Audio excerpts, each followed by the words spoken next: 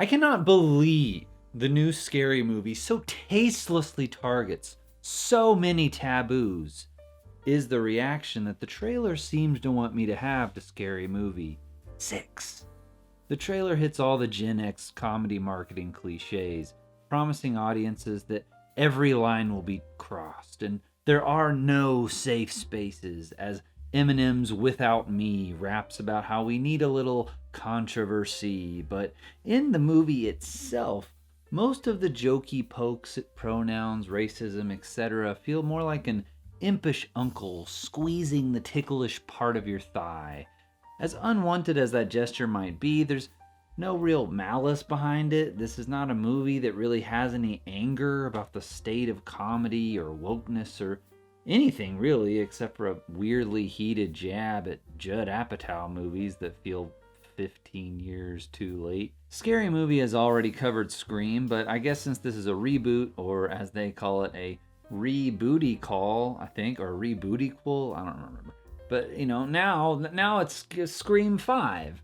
So most of the core cast returns along with some new faces. That's all you really need to know about the plot, which, even more than usual, is merely a shell to pack as full of jokes as possible. There are spoofs of recent horror movies like Weapons, Final Destination, Longlegs, Sinners, Get Out, and many more, and all of them could have been written by someone who had only seen the trailers for those movies.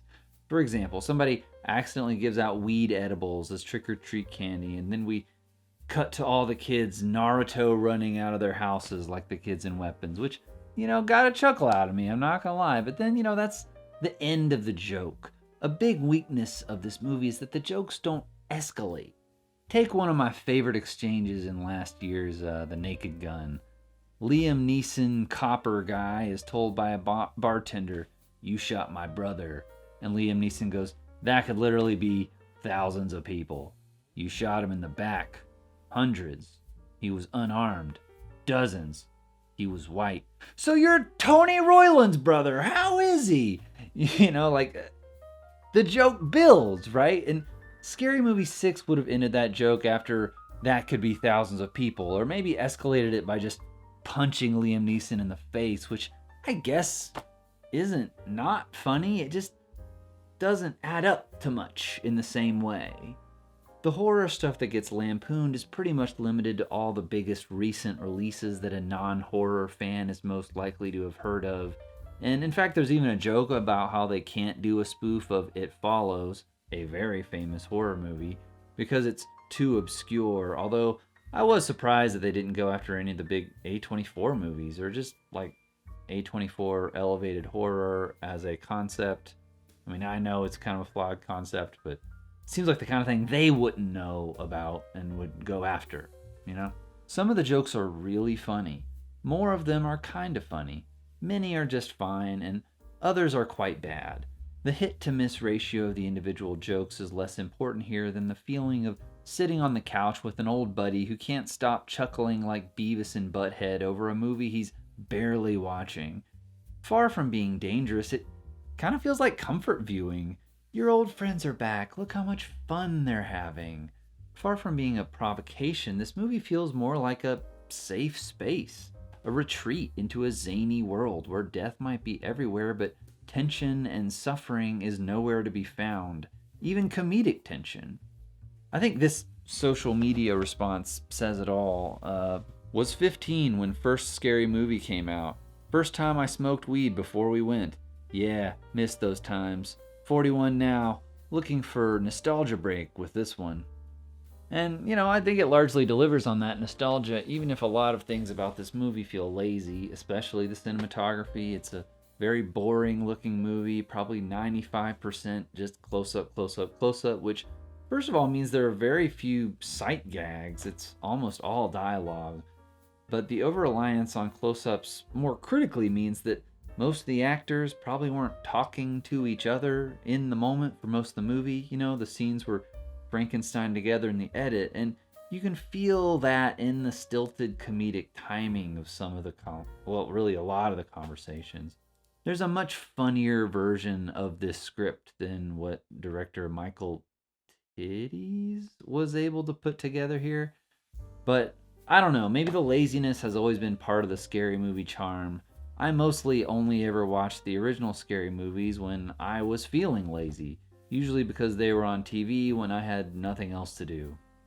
I can't compare this movie to those all that carefully because it's been so long since I've seen them, but it halfway engaged me on that same lazy level. Although I do seem to recall that the earlier movies had a lot more edge than this one, or maybe they just felt younger. Everyone was definitely having more sex in those movies. Now they're just sort of hitting each other with dildos. There's even less edge that, like, maybe I wasn't a fan of back in the day. You know, like Ray, the character whose only joke is that he's pretending not to be gay.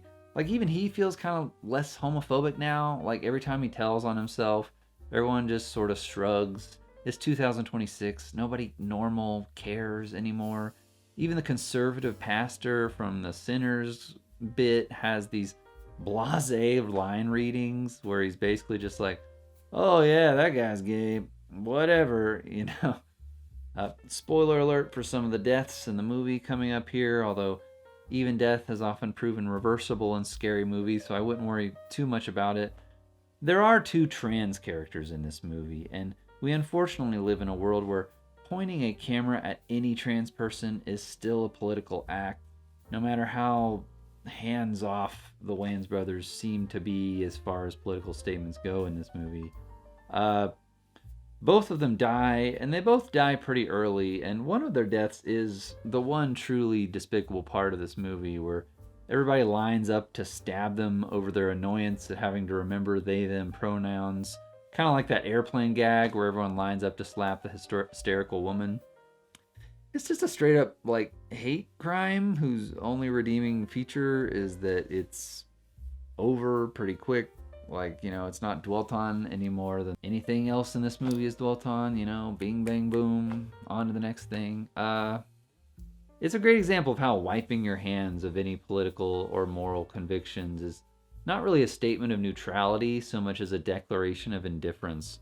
Kind of like if you had a trans kid and hung out with Dave Chappelle, or if your buddy P. Diddy got in trouble for raping a jillion people and you were like, I never saw anything. That's my buddy right there. Don't kick a man when he's down. Interestingly, the dirtbag trans teenager wound up being one of my favorite characters. There's a great bit where his dad's having trouble accepting him as male, and he responds by cursing his dad out and slapping him in the face, which kind of wins the dad over. You know, like, in other words, the dad starts to see him as a man when he behaves like a toxic man.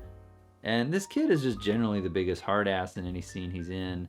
Even shit talking Ghostface as he's dying. Iconic. I love him. I want more of him.